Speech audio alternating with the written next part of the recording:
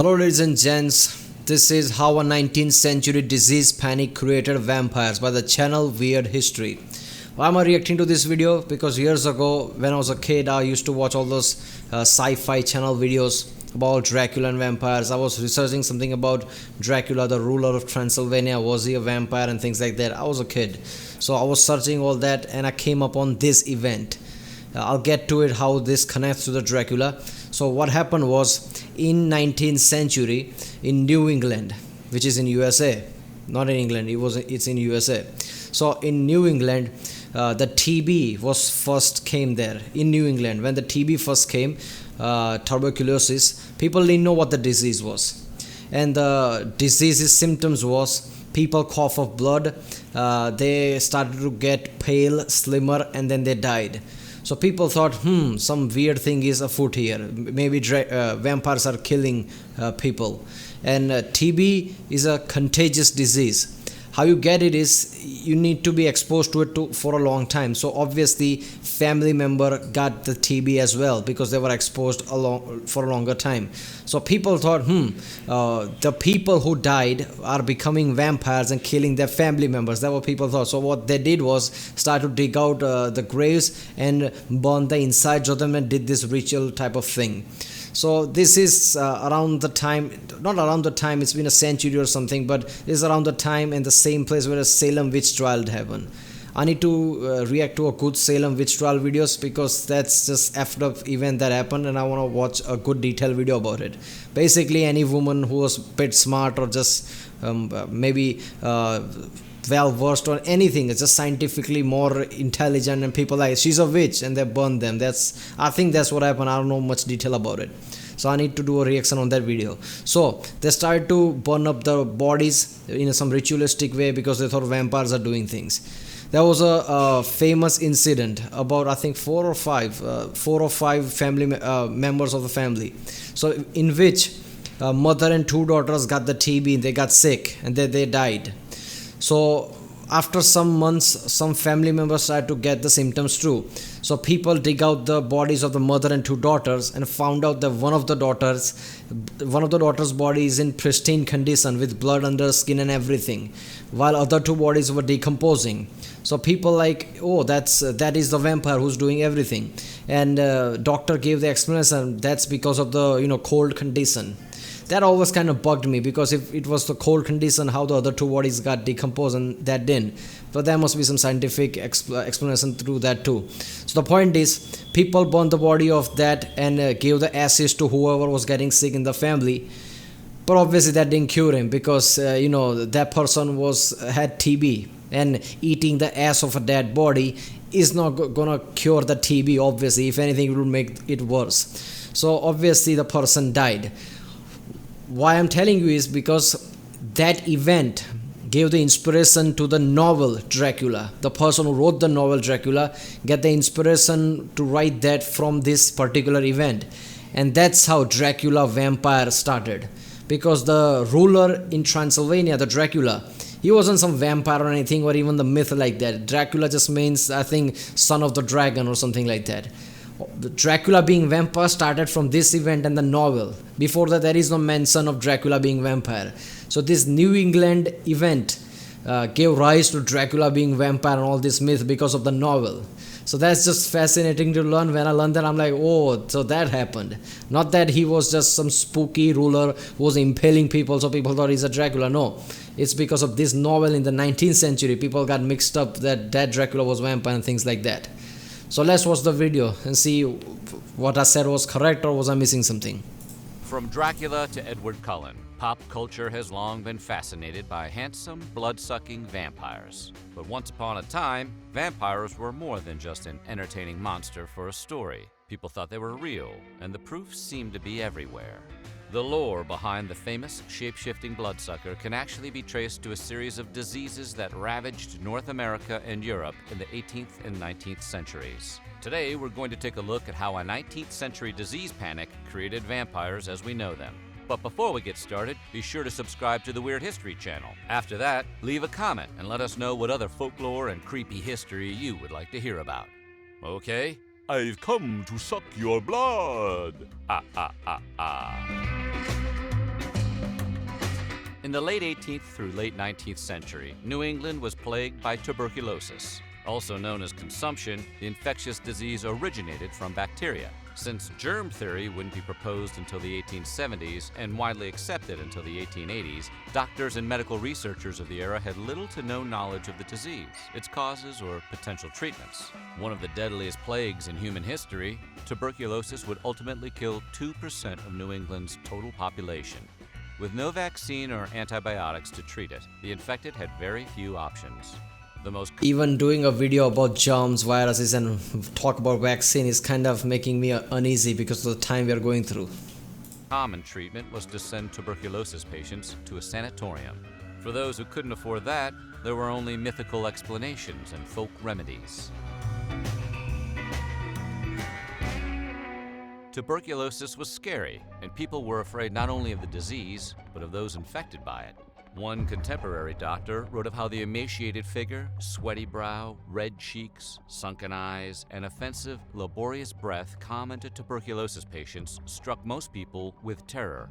Striking at a time when many believed in the supernatural, it's easy to see how the symptoms of the frightful disease, like fatigue, appetite loss, and weight loss, captured the imagination. Over time, these symptoms were slowly transmuted into the characteristics of vampires. A retired Connecticut state archaeologist who spent time excavating the Yeah, I mean, you could see that happening. Like somebody's, suddenly getting slimmer and slimmer. Their skin is starting to get pale, like the blood. They're losing blood. Not just that, their eyes are sinking in. When you see the scene like that, you will think like something is sucking the life out of this person. So that's you could understand how that come up, especially around that time.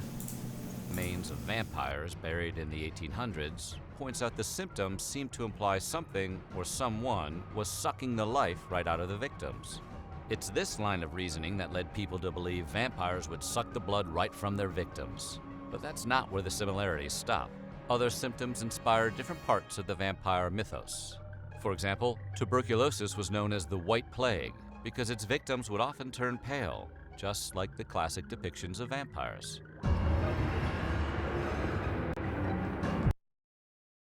Oh, so that's why they thought the person who died from TB, they are becoming vampire and killing their family member because they were getting pale. Because that's how the vampires are depicted. Okay.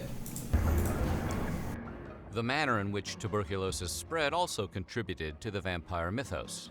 Those infected with TB can often take days to show their symptoms. This meant many would spread the illness to their family and then die before the others started showing their own symptoms. Given the supernatural inclinations of the period and the lack of anything resembling a modern understanding of disease, some concluded that their dead relatives were rising from the grave and returning home to suck the life out of their living family.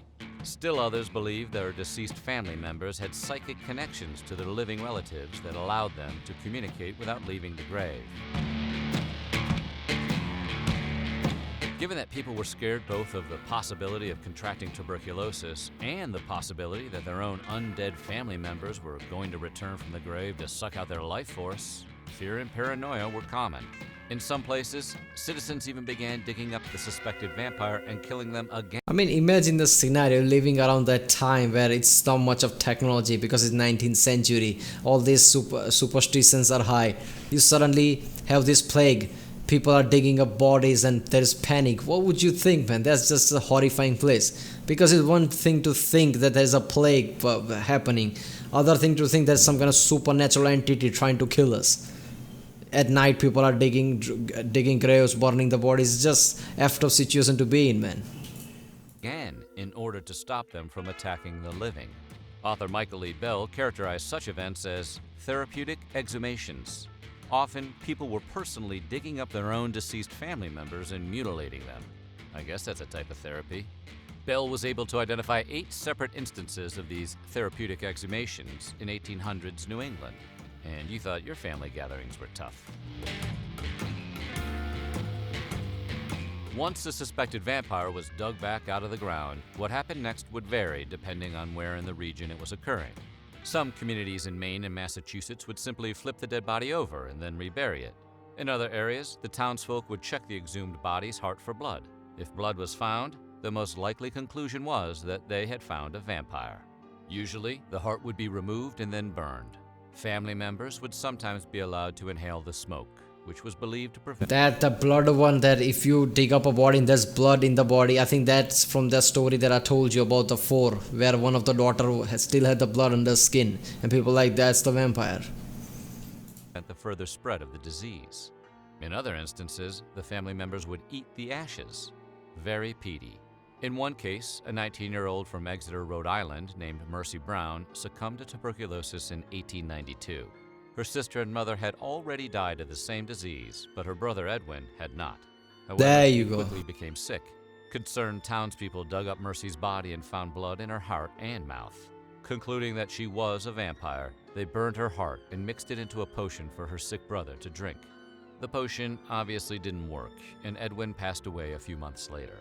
There you go. That's the story I was talking about right there. So it was his brother, her brother, obviously. Sometimes families would dig up their deceased relatives who had passed away years earlier. In such cases, the remains were often decomposed to the point of being nothing but bones. This raised a tough question. How do you kill a skeletal vampire? Well, if the people decided the skeleton was in fact a threat, they would typically rearrange the bones into a skull and crossbones pattern. This, it was believed, would prevent the undead from rising and terrorizing the living. Over in Europe, they had their own way of doing things. Suspected bloodsuckers were dug up and then burned, rearranged, or had a stake driven through their heart. That last method eventually made its way into fiction, and today is probably the most well-known method of slaying. Okay, so the skull and the cross two bones, that's why that thing is so famous. It's apparently make sure that dead doesn't rise up. Is that it? That's weird. Vampires. That or death by stereo.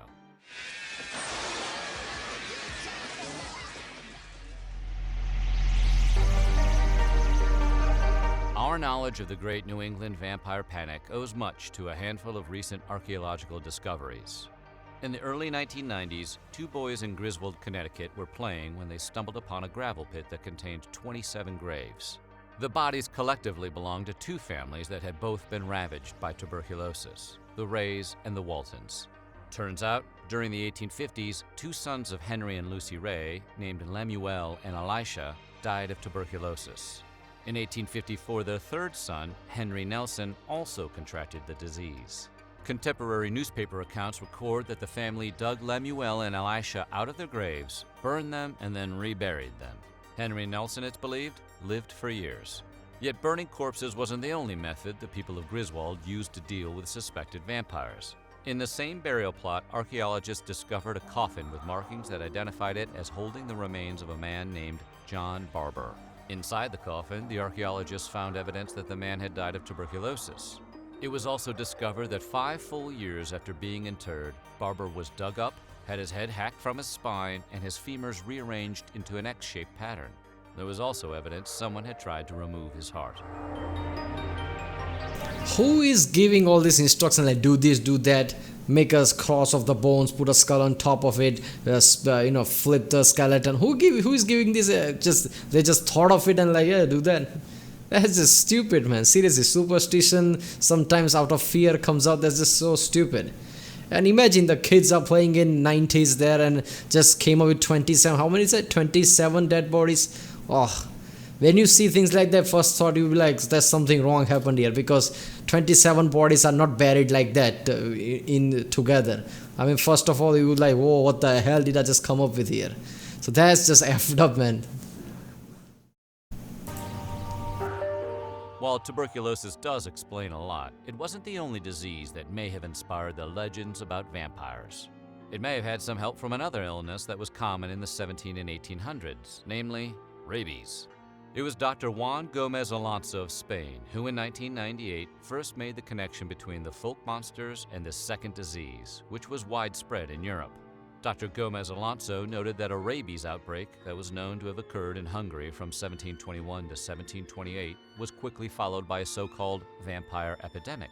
Gomez Alonso pointed out that both rabid animals and people with rabies often bite each other, which in turn passes on the disease to the bite victim. The resemblance between this transmission and the way vampirism is believed to spread is pretty apparent. Rabies is also known to cause a hypersensitivity to sunlight and strong smells, like garlic. Even the idea that vampires don't cast a reflection in the mirror might owe its existence to rabies, since people were not considered rabid if they were able to stand the sight of themselves in a mirror. Based on these similarities, the doctor concluded that some symptoms of rabies had made their way into vampire lore. Damn, the rabies makes sense, man, because first of all, humans having rabies and being that ferocious, like, pack of rabid wolves is just their mentality trying to bite each other. It's just, I can't even picture it. That's so surreal, man. And that would make sense why people think that's sensitivity to the sun and things like that. So yeah, that makes sense. Damn, I can't even imagine that rabies. Ugh. I'm so glad the modern medicine just made things like that go away, because otherwise it'd be so effed up. I can't even picture somebody with rabies. The eroticizing of vampires in fiction goes at least as far back as Bram Stoker's 1897 novel, Dracula. The sexy vampire remains popular today, as anyone who's seen Twilight can tell you. However, even this might be attributable to a disease. Rabies is known to affect the areas of the brain that govern sleep and libido. The condition can cause insomnia, which may be responsible for the notion that vampires are nocturnal, as well as having a heightened sex drive. In fact, in 2014, one rabies patient was found to be able to have sex 20 to 30 times a day, and some infected men have reported the ability to maintain an erection for days. That is a curse. That being said, we'd like to remind our viewers who may be getting ideas that rabies can kill you, so stick with the Viagra. Rabies still around? People still get rabies? Damn. Ugh. The very rabies outbreaks that inspired vampire lore are known to have affected dogs, wolves, and other animals. This is possibly the reason that many depictions of vampires include the power to transform themselves into various types of animals. Bram Stoker's Dracula, for example, could turn into a wolf or even a large dog. Dracula could also turn into a bat, but the connection between bats and vampires likely entered the mythos from a different source, since bats weren't known to Europeans until the early Renaissance and the discovery of the Americas. The fact is, because of their taste for blood, vampire bats were named after vampires and not, as many believe, the other way around. A quick fun fact here, vampire bats, unlike their fictional counterparts, do not actually suck blood from their victims. They just make an incision and then lick the blood up. That's good. In addition to rabies and tuberculosis, some believe that vampirism was inspired by a rare genetic disorder known as porphyria. Yeah, there you go. Porphyria causes a breakdown in the body's production of heme, which is the red pigment in blood. The condition can also cause a hypersensitivity to light, which is, of course, a vampire trope. Additionally, porphyria can cause gum tissue to recede, which can give ordinary teeth the appearance of being fang-like. It's also believed by some that drinking blood might cure the symptoms of porphyria. However, many scientists have rejected this explanation on the basis that drinking blood would not alleviate porphyria, and that the disease was not nearly common enough to explain the widespread belief in vampires. That, even though that makes sense, man, I've seen lots of cases of that where people literally get their skin start to get burned if they put it in sun. So that, I think it's 2-3 incidents, diseases like that combined with gave this rise to this vampire myth. All these vampire details come from these 2-3 places. Bram Stoker was not the first author to write about vampires, but given the outsized influence of his novel, Dracula, he might as well have been. The book is responsible for codifying many of the vampire rules we still think of today. Despite this, Stoker's Dracula isn't as well known as one might think. When most picture Dracula, they see a suave, handsome aristocrat in a debonair cape. However, that image actually comes from the 1931 film adaptation starring Bela Lugosi. In Stoker's novel, Dracula is a withered and ugly old man, more like the villain in the 1922 silent film Nosferatu. Subsequent writers and filmmakers continued to reinvent the character and evolve the myth that surrounded him. Dracula continues to fascinate audiences to this very day, as does the very idea of vampirism. So what do you think? Who is your favorite fictional? So basically that New England epidemic gave rise to the Dracula novel. Dracula novel muddied the people's thought about what Dracula is, and the Dracula, the person that was in 12th, 13th centuries, I don't know exact date. That was the vampire Dracula, but there is no mention of that person being vampires like. people mixed up that Dracula and the novel Dracula. That Dracula basically just means son of a dragon or something. So yeah, I knew most things about this obviously, but yeah, it didn't just originated from this. There was incident before in Europe too, but like rabies and things. That was a new information that I didn't know about. That makes sense. So 2-3 epidemics, 2-3 diseases combined gave the rise to this character vampire. That makes sense. But I don't know where the garlic came from. Alright, if you like my reaction, please don't forget to like and subscribe.